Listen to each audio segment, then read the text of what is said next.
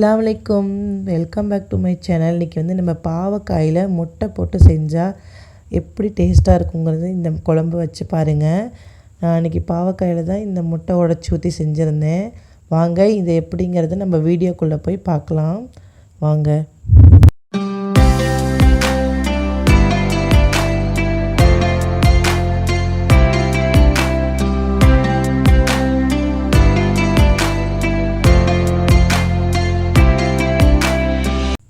கடாயில் இப்போ வந்து 1 டீஸ்பூன் அளவு நெய் விட்டுக்கலாம். இப்போ நான் பாவக்காவை வந்து இந்த அளவுக்கு நல்லா ரவுண்டாக கட் பண்ணி நடுப்புற இருக்க வந்து விதைகளெல்லாம் நீக்கிட்டேன். இப்போ நம்ம நெய் நல்லா சூடானதுக்கப்புறம் இந்த பாவக்காயெல்லாம் அதில் சேர்த்து நல்லா வந்து மீடியமான ஃப்ளேமில் வச்சு நல்லா வதக்கி எடுத்துக்கோங்க.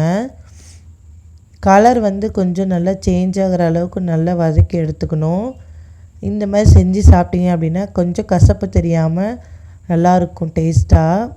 இந்த அளவுக்கு பாருங்கள், நான் கலர் நல்லா சுருங்கி வந்ததுக்கப்புறம் இந்த மாதிரி எல்லாத்தையும் நான் எடுத்து ஒரு பிளேட்டுக்கு வந்து நான் மாற்றிக்கிறேன். இப்போ வந்து அதே கடாயில் வந்து நான் 2 டேபிள் ஸ்பூன் வந்து எண்ணெய் விட்டுருக்கேன். கடுகு உளுந்த பருப்பு வந்து 1 டீஸ்பூன் சேர்த்துக்கலாம். சீரகம் 1 டீஸ்பூன் சேர்த்துக்கிறேன். இதுவும் நல்லா பொரிஞ்சு வந்ததுக்கப்புறம் வெந்தயம் 1 டீஸ்பூன் சேர்த்துக்கலாம். நான் சின்ன வெங்காயம் தான் சேர்த்துருக்கேன். நல்லா ஒரு 2 கை அளவு சேர்த்துக்கலாம். 1 கொத்து கருவேப்பிலை சேர்த்துக்கிறேன்.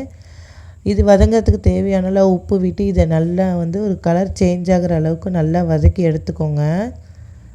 என்னோடய வீடியோஸை ஃபஸ்ட் டைம் பார்க்குறவங்களா இருந்தால் மறக்காமல் லைக் அண்ட் ஷேர் சப்ஸ்கிரைப்ஸ் பண்ணுங்கள், சப்போர்ட் பண்ணுங்கள். இப்போ 1 டேபிள் ஸ்பூன் அளவு மிளகாய்த்தூள் சேர்த்துருக்கேன். உங்கள் காரத்துக்கு தகுந்த மாதிரி நீங்கள் சேர்த்துக்கோங்க.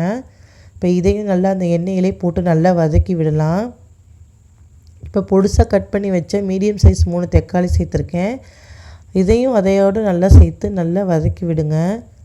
கொஞ்சம் வந்து வாய்ஸ் வந்து சளி பிடிச்சிருக்கிறதுனால கொஞ்சம் இதாக இருக்குது, அதனால் கொஞ்சம் கஷ்டமாக தான் இருக்கும். வந்து 1 டீஸ்பூன் அளவு மஞ்சள்தூள், 2 டேபிள் ஸ்பூன் அளவும் மல்லித்தூள் சேர்த்துக்கலாம். இதையும் நல்லா மிக்ஸ் பண்ணி எடுத்து வச்சுக்கலாம். இப்போ இந்த மசாலாலாம் வதங்கிறதுக்கு தேவையான அளவு 1/4 டம்ளர் தண்ணி விட்டு உப்பு விட்டு நல்லா மிக்ஸ் பண்ணி விட்டு நல்லா மூடி போட்டு மூடி விடலாம். அப்போ தான் தக்காளி நல்லா கதன்னு நல்லா வெந்து வரும். இப்போ நான் வந்து ஒரு சின்ன புளி, எலுமிச்சை சைஸ் புளி வந்து நல்லா ஊற வச்சுருக்கேன். இது எல்லாத்தையும் நல்லா இப்போ பிசைஞ்சு நம்ம புளி தண்ணி எடுத்து வச்சுக்கலாம். இப்போ பாருங்கள், நல்லா புளிஞ்சு புளி தண்ணி எடுத்துக்கிட்டேன். இதில் வந்து மிளகு, சீரகம், 2 தக்காளி, பூண்டு, அப்புறம் தேங்காய் வச்சு நல்லா வந்து மையாக தண்ணி விட்டு நல்லா அரைச்சி எடுத்து வச்சுக்கிட்டேன் இந்த பேஸ்ட்டை.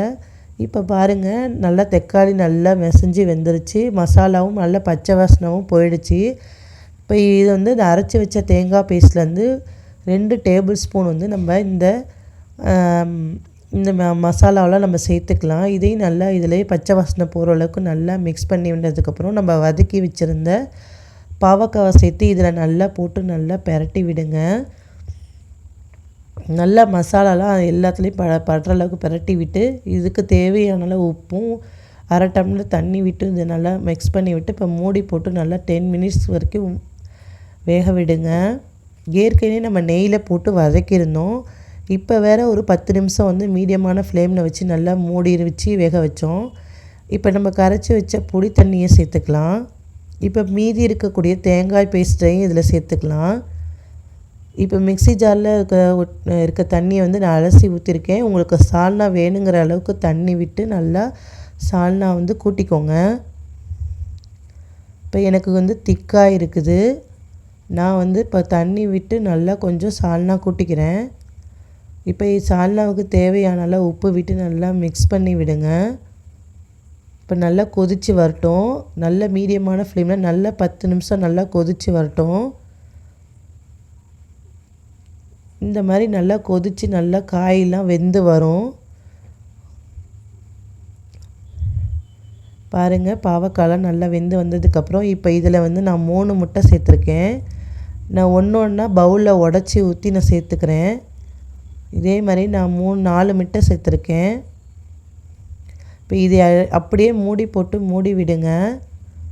உள்ளிக்கே நல்லா முட்டை வெந்து வந்ததுக்கப்புறம் எடுத்து சர்வ் பண்ணோன்னா அருமையான குழம்பு ரெடி.